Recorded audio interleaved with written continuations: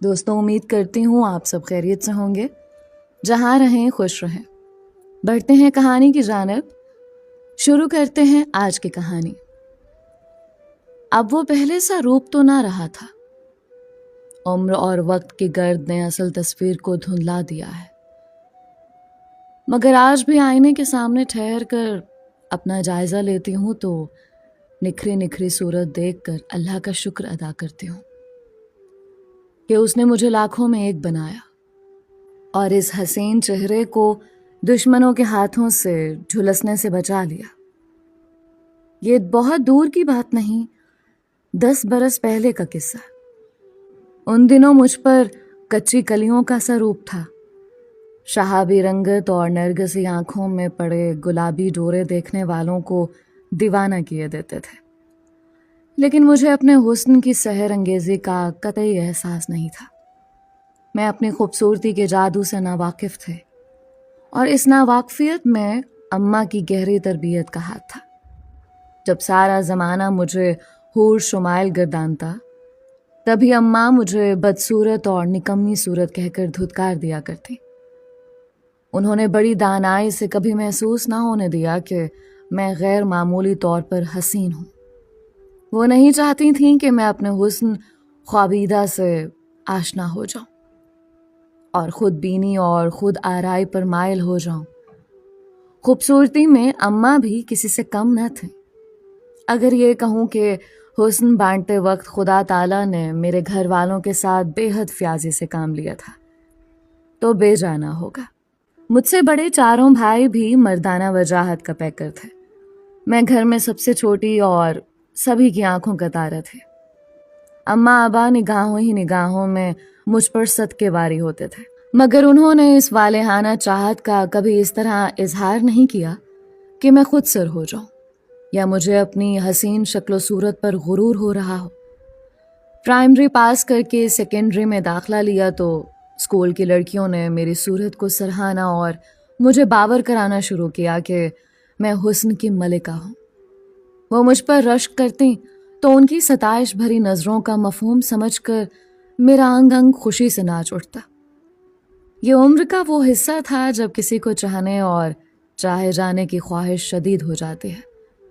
جو حسن ہو تو دولت کی چاہ ہوتی ہے، مگر مجھے تو خدا نے حسن و دولت سبھی کچھ دے رکھا تھا۔ خود کو خوش نصیب کیوں نہ سمجھتے۔ انہی دنوں ایک سہیلی کی شادی میں ریان سے میری ملاقات ہوئی۔ وہ میری سہیلی کا چچا زاد بھائی تھا، بود و باش سے کھاتے پیتے گھرانے کا لگتا تھا۔ شادی کے ہنگاموں میں وہ بڑھ چڑھ کر حصہ لے رہا تھا۔ ثانیہ میرے بچپن کی ساتھی تھی۔ امی نے مجھ کو اسے ملنے سے کبھی نہ روکا تھا۔ میں اس کے گھر جایا کرتی تھی۔ اس کی شادی کے دنوں میں میرے اس کے وہاں آنا جانا بڑھ گیا۔ وہاں ریان بھی ہوتا، تبھی اس سے آئے دن ملاقات ہو جاتے۔ یہ رسمی ملاقاتیں چند دنوں میں ہی ایک نئے رنگ میں ڈھل گئیں۔ شادی کا ہنگامہ سرد پڑ گیا، لیکن میری ریان سے ملاقاتیں جاری رہیں۔ وہ میری زندگی میں آنے والا پہلا سا تھا۔ اس کی قربت نے مجھ کو نڈر بنا دیا۔ اب اکثر اسکول سے چھٹی کر کے اس کے ساتھ کسی پارک یا ریسٹورانٹ میں جا بیٹھتے، جبکہ اس سے قبل میں ایسی جرت کا سوچ بھی نہ سکتی تھی۔ امی سے پوچھے بغیر کسی دوست کے گھر جاتے ہوئے بھی ڈرتی تھی، مگر محبت کے نشے میں ڈوب کر انسان ہر مدغم کو پار کر جاتا ہے۔ ریان کی چاہ نے مجھے بھی اب ہر خوف سے بیگانہ کر دیا تھا۔ ریحان کے بارے میں اتنا جانتی تھی کہ وہ کسی کمپنی میں مینیجر ہے، والدین پنجاب کے کسی قصبے میں رہتے ہیں اور زمینداری کرتے ہیں۔ اس کی والدہ کا انتقال ہو چکا تھا۔ ریان نے بتایا تھا کہ اس کے والد اس حد تک پرانے خیالات کے مالک ہیں کہ انہوں نے بھی ریل گاڑی کا سفر نہیں کیا۔ وہ ابھی تک گھڑ سواری کے دور میں ہی جی رہے ہیں، کراچی جیسے شہر میں بھی آنے کا نہیں سوچتے۔ یوں بھی سفر ان کے لیے محال تھا۔ بڑھاپے اور بیماری نے ان کو سفر کے قابل نہ چھوڑا تھا۔ جب ماں کو علم ہوا کہ میں ریان سے شادی کی خواہش مند ہوں تو انہوں نے طریقے سے اپنے طور پر اس رشتے کا تذکرہ میرے بھائیوں سے کیا۔ وہ قطعی راضی نہ ہوئے۔ میں اپنے 4 بھائیوں کی اکلوتی بہن تھی۔ بھلا یہ لوگ کیوں میرا ہاتھ کسی غیر خاندان کے تنہا نوجوان کے ہاتھ میں دینا گوارا کر سکتے تھے؟ گھر والے اس کے ساتھ نہ تھے تو بھائی ریان کو لاوارث کہہ کر پکارتے تھے، کہتے تھے کہ تنہا بیانے کو آنے والا لاوارث ہوتا ہے۔ ایسے میں بہن دے کر کیا ہم اپنی بہن کو بھی بے سہارا کر دیں؟ گھر والوں کے الفاظ پر میں برملا احتجاج کر سکتی تھی، لیکن مسلسل خاموشی اور گمسم رہنے سے سب سمجھ گئے کہ میں رشتے کے ٹھکرانے پر افسردہ ہوں۔ جب ریان کا رشتہ میرے بھائیوں نے رد کیا تو اس نے ہمت نہ ہاری۔ اس نے امی سے رابطہ رکھا اور یوں ہمارے گھر دہلیز پر اتنی بار اماں کے قدموں میں حاضری دی کہ بالآخر میری اماں نے منت سماجت سے بابا جان سے منوا لیا کہ بظاہر اس رشتے میں کوئی خرابی نہ تھے، سوائے اس اعتراض کے کہ ریان کے باپ اس شادی میں شامل نہ ہو سکتے تھے۔ وہ اس ٹھور ٹھکانے سے نکلتے ہی نہ تھے۔ بڑے شہروں کی لڑکیاں ان کی نظروں میں آزاد خیال تھیں، جو دیہات کی بہوئیں بننے کے قابل نہ تھیں۔ ماں بھائیوں کو بھی سمجھاتی کہ بیٹیوں کے اچھے رشتے آج کل ملنا مشکل امر ہے، اور ریان میں کوئی خرابی نہیں۔ رشتہ چونکہ تم لوگوں کو گھر بیٹھے مل رہا ہے، تبھی اس کی قدر نہیں کر رہے ہو۔ غرض ماں کے سمجھانے پر گھر کے سبھی مرد راضی ہو گئے۔ یوں 4 ماہ بعد میری آرزو دھوم دھام کے ساتھ پوری ہو گئی۔ شادی کے بعد چند ماہ ریان نے مجھے شہر میں اپنے رشتہ دار کے گھر رکھا اور پھر گاؤں چلنے کی خواہش ظاہر کی۔ مجھ کو بھلا کیا اعتراض ہو سکتا تھا؟ میں تو خود اپنے سسرال والوں سے ملنے کو بے قرار تھے۔ جستجو تھی کہ دیکھوں یہ کیسے لوگ ہیں۔ میں نے کبھی گاؤں کی زندگی دیکھی نہ تھی۔ سرسبز و شاداب کھیت، گنگناتی ندیاں اور بلندیوں پر سے گرنے والے جھرنوں کا ترنم، دریا کی لہروں سے پھوٹتی موسیقی اور دیہات کے بارے ایسی ہی دل فریب حکایتیں اور پرلطف مناظر کتابوں میں پڑھے تھے یا فلموں میں یہ سب کچھ دیکھا تھا۔ جب جیون ساتھی نے خود اس اندیکھی جنت کو دکھانے کی پیشکش کی تو دل اچھلنے لگا۔ شادی کے بعد پہلی بار سسرال جا رہی تھی۔ دل خوفزدہ بھی تھا کہ یہ لوگ شادی میں نہ آئے تھے۔ خدا جانے اب کیا سواگت ہو اور کیسے پیش آئے۔ سنا تھا کہ دیہاتی محبت والے اور سیدھے سادے ہوتے ہیں، مگر ایک اندیشہ تھا کہ وہ بہو کے روپ میں ایک شہری لڑکی کو قبول کریں گے بھی یا نہیں۔ ان کو یہ دکھ تو ہوگا کہ اپنے ہاتھوں بیٹے کے سر پر صحرا نہ سجا پائے تھے۔ اپنے اس خدشے کا ذکر ریان سے کیا تو وہ ہنس دیا، کہا پاگل ہو گئی ہو، میرے بابا جان بے حد مہربان اور اچھے انسان ہیں، اور یہ شادی میں نے ان سے اجازت لیے بغیر نہیں کی۔ وہ کراچی آنے سے معذور تھے، ضعیف اور بڑھاپے کے کارن ہماری شادی میں شرکت نہ کر سکے، مگر وہ ہم سے ناراض نہیں رہ سکتے۔ وہ تم جیسی پڑھی لکھی چاند جیسی بہو کو پا کر نہال ہو جائیں گے۔ غرض کتنی ہی دیر تک وہ اپنے والد کی دلچسپ باتیں بتاتے رہے اور میں ان کی باتوں میں کھو گئے۔ اس ہفتہ وہ مجھ کو لے کر اپنے آبائی قصبے پہنچے۔ گاؤں کے دستور کے مطابق انہوں نے مجھے سر سے پیر تک خود کو ایک بڑی سی چادر میں ڈھانپنے کو کہا تھا، اور میں نے ریان کے حکم کی تعمیل کی تھی۔ ہم گاؤں پہنچے۔ یہ 500-600 کچے پکے مکانات پر مشتمل ایک آبادی تھے، جس کے اطراف میں کھیت ہی کھیت تھے۔ اس علاقے میں میرے سسر اور شوہر کی دھاک بیٹھی ہوئی تھی۔ راستے میں جو بھی ملا اس نے ادب سے جھک کر ریان کو سلام کیا اور نیاز مندی سے خیریت پوچھے۔ نیم پختہ سڑک پر کافی دور سفر کرنے کے بعد بالآخر کھیتوں کے درمیان سرخ پختہ اینٹوں سے بنے ایک بڑے سے مضبوط گھر کے سامنے ہمارا تانگا جا رکا۔ وسیع ڈیوڑی پار کر کے بھی ہم اندر پہنچ بھی نہ پائے تھے کہ ہماری آمد کی خبر ہر طرف پھیل گئی۔ ادھر ادھر کے گھروں سے لوگ نکل پڑے۔ ریان بھائی آ گئے کا نعرہ ہر زبان پر تھا۔ ریان مجھ کو ساتھ لے کر سیدھے اپنے بابا جان کے کمرے میں گئے۔ سفید پٹیوں سے بنائے رنگین پاؤں والے پلنگ پر ملتانی چھاپے دار پلنگ پوش بچھا تھا، اور اس پر گاؤ تکیے سے ٹیک لگائے ایک تندرست و تنومند شخص بیٹھا تھا۔ قریب ہی پیتل کا چمکتا ہوا حقہ رکھا ہوا تھا، جس کو وہ چلم بھی کہتے تھے۔ چلم کی دراز ان کے لبوں میں دبی تھی۔ सफ़ेद लुंगी कुर्ते में उनका दबदबा साबित था और लिबास की नफासत में उजलापन उनकी तमकनत को जाहिर करने को काफ़ी था। रयान ने अदब से झुककर उनको सलाम किया और फिर धीमे लहजे में निगाहें झुकाकर मेरा तारुफ कराया। यह आपकी बहू शमीना है, सलाम कहने आई है। उन्होंने रोब भरी एक गहरी निगाह मुझ पर डाली और फिर मेरे बारे में एक लफ्ज़ भी उनकी ज़ुबान से अदा ना हुआ। सिर्फ कहा तो इतना, अच्छा। मैं सर झुकाए चंद सेकंड खड़ी रही तो रयान गोया हुआ है। बाबा जान, क्या हुक्म है? अपने कमरे में ले जाओ इसे। ठहर ठहर कर और चबा चबा कर उन्होंने ये अल्फाज अदा किए। मेरे आंसू पलकों तक आ गए कि सुसर ने पहली बार देखकर मुझे दुआ भी ना दी थी। शायद कि उनका यही तरीका था। रयान मुझे कमरे में बिठाकर चले गए। उसके बाद ऊंची आवाज़ से उनके बातें करने का आहंग मुझको सुनाई देने लगा। वो अपनी मादरी ज़ुबान में गुफ्तगू कर रहे थे, जैसे दोनों में कुछ तकरार हो रही हो। मुझको सिर्फ आवाज़ सुनाई दे रही थी, मगर गुफ्तगू के मायने समझ नहीं पा रही थे। मैं कमरे के एक कोने में खड़ी थी। इस असना में उनकी मुलाजिमा जन्नत मुझको शरबत देने आई। मैंने पूछा, क्या कह रहे हैं ये? झगड़ा हो रहा है क्या? नहीं बीबी, ये ऐसे ही बोलते हैं, बस जरा ऊंची आवाज में। आप परेशान ना हो, आराम करें। जरा देर बाद रयान आ गए।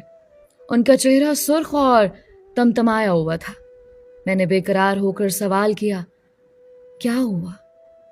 क्या कुछ बुरा भला कहा है आपके बाबा जान ने? नहीं। वो बोले, ऐसी कोई बात नहीं है, तुम में यही खराबी है, जरा जरा सी बात पर सहम जाती हो। उस रोज के बाद मेरी ससुर साहब से कोई बात ना हुई। सामना हो जाता तो मैं नजरें नीचे रखती और सलाम करते। वो हूं कहकर आगे बढ़ जाते। इस रवैये से साफ जाहिर था कि खफी तो थे उनको, मगर कभी सख्त लहजे में मुझसे बात न किए। यहाँ आए 2 माह हो चुके थे। एक रोज रयान शहर गए हुए थे और मैं कमरे में अकेली थी कि किसी ने दरवाजे पर दस्तक दी। मैंने उठकर दर खोला। ये देखकर हैरान रह गई कि एक नौजवान और उसकी वालदा सामने खड़े हैं। खातून मेरे ससुर की बहन थी और साथ उनके 25 साल का बेटा जफर था। ये तारुफ खातून ने कराया और बोली, अच्छा तो तुम मेरी बेटी की जगह लेने आ गई हो?